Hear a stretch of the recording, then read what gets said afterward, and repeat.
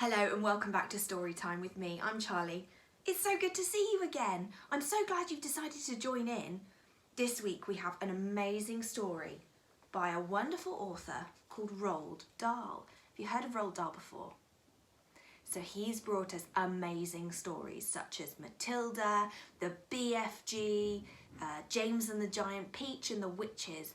But he's also written quite a few little songs and verses as well. And I thought I'd read some of them for you today.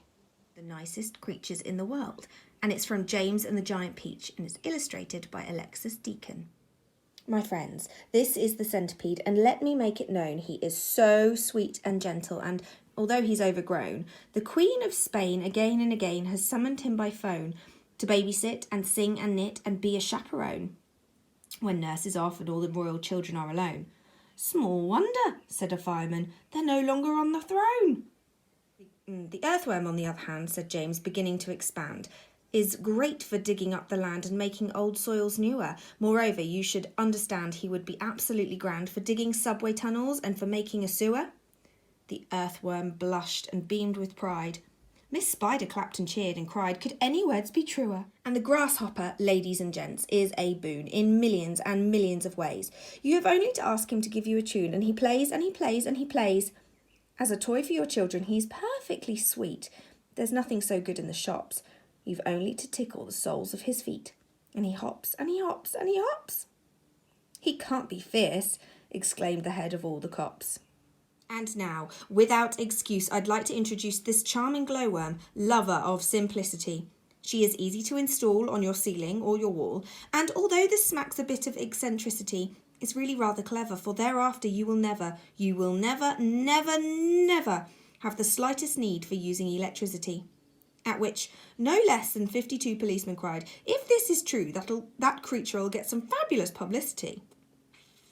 And here we have Miss Spider, with a mile of thread inside her, who has personally requested me to say that she's never met Miss Muffet on her charming little tuffet.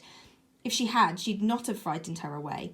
Should her looks sometimes alarm you, then I don't think it would harm you to repeat at least 100 times a day, I must never kill a spider.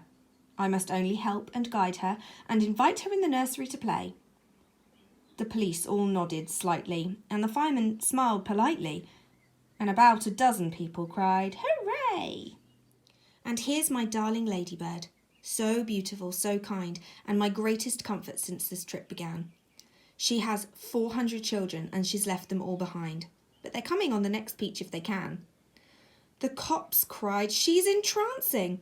All the firemen started dancing, and the crowds all started cheering to a man. And now the silkworm, James went on, whose silk will bear comparison with all the greatest silks there are in Rome and Philadelphia. If you would search the whole world through from Paraguay to Timbuktu, I don't think you would find one bit of silk that could compare with it. Even the shops in Singapore don't have the stuff, and what is more, this silkworm had, I'll have you know, the honour not so long ago to spin and weave and sew and press the Queen of England's wedding dress. And she's already made and sent a waistcoat for your president. Well, good for her, the cops cried out, and all at once a mighty shout went up around the Empire State. Let's get them down at once. Why wait? So that was our wonderful story by Roald Dahl. Did you enjoy it? Oh, good, me too. I think it's really important to remember the spiders are smaller than us, and actually they're not going to hurt us most of the time. So if we leave them to do their thing, we'll do our thing and it'll be absolutely fine.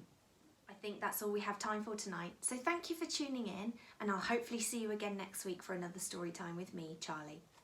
Bye.